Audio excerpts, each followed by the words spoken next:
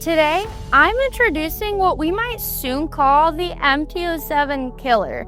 There's a growing buzz around the 2025 Honda CB750 Hornet, which is new to the US in 2025, but has long been dominating the streets in its category in Europe. Let's get into what matters, how it sounds, whether it's short rider friendly, and if it can hang in the middleweight naked fight. The Hornet's been a top dog in Europe. In the US, it's the new kid. The MT-07 is the bar everyone knows. So let's see what kind of power this brings to the ring. We keep losing inline fours to silly things like emissions and practicality. The CB650R is still my favorite Honda, but this is the twin a lot of riders might end up having to choose. Under the tank, you have a 755cc parallel twin with a 270-degree crank. In the US, you get about 83 horsepower at 8,500 RPMs and 55 pound-feet of torque, but the real-world top speed is about 130. Europe's tune is a little bit spicier at 90.5 horsepower at 9,500 RPMs. Why it feels awake? A close ratio 6-speed that in turn keeps you in the meat of the power. A Vortex-style intake that sharpens the response from 3 to 8K, and a gear-driven counterbalancer that keeps vibes down without killing the twin pulse. The dash is a bright 5-inch TFT with 6 layouts. Pair it with Honda Road Sync and your music, calls, and turn-by-turn show up right on the screen. It's throttle-by-wire with 5 different ride modes. You have standard, sport, rain, plus user 1 and 2 that you can tune and save. In the user modes, you can adjust power, engine brake, and traction to your taste. You also get HSTC, Honda Selectable Torque Control, which keeps the rear hooked up when the surface isn't great. And ABS is standard at both ends. With an assistant slipper clutch, you get lighter lever pull and calmer downshifts.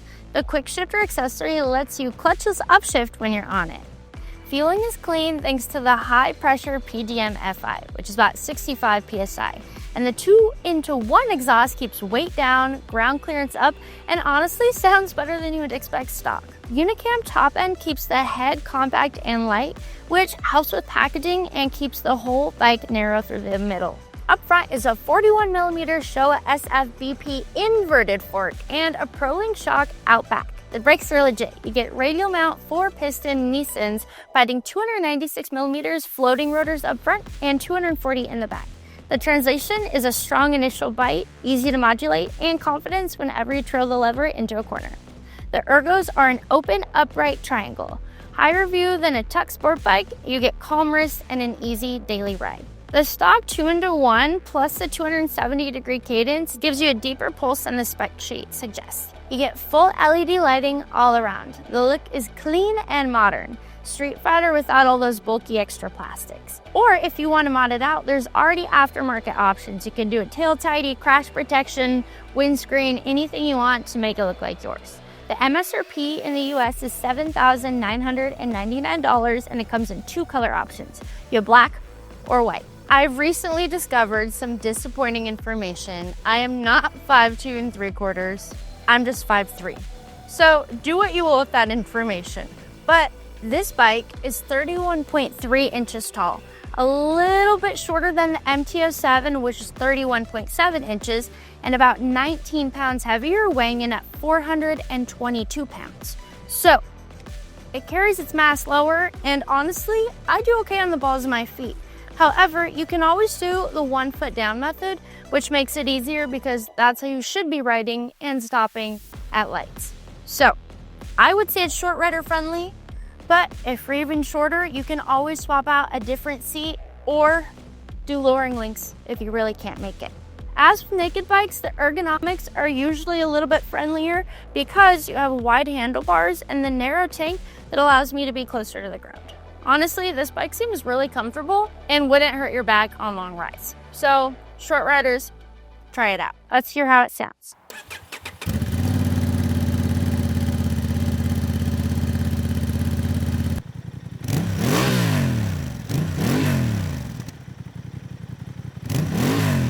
For 2025, the MT-07 finally adds ride-by-wire modes, TCS, and an inverted fork, and radial frets. So the matchup is real, but today is the Hornet's day. So you get sound, power, tech, price, short rider fit, all in one pass. But the big takeaway, the Hornet isn't chasing shock value. It's clean, modern, and a good middleweight that just works. You get real brakes, a proper TFT with phone link, customizable modes, and a twin that punches above the numbers. Overall, this honestly might be a real contender with the MT-07. And it's $600 less. So what do you think? Would you ride this instead? Let us know in the comments. And if you're in the Washington area, stop on by Cycle Barn. Whether it's 2 wheels or 4, we have something for everyone.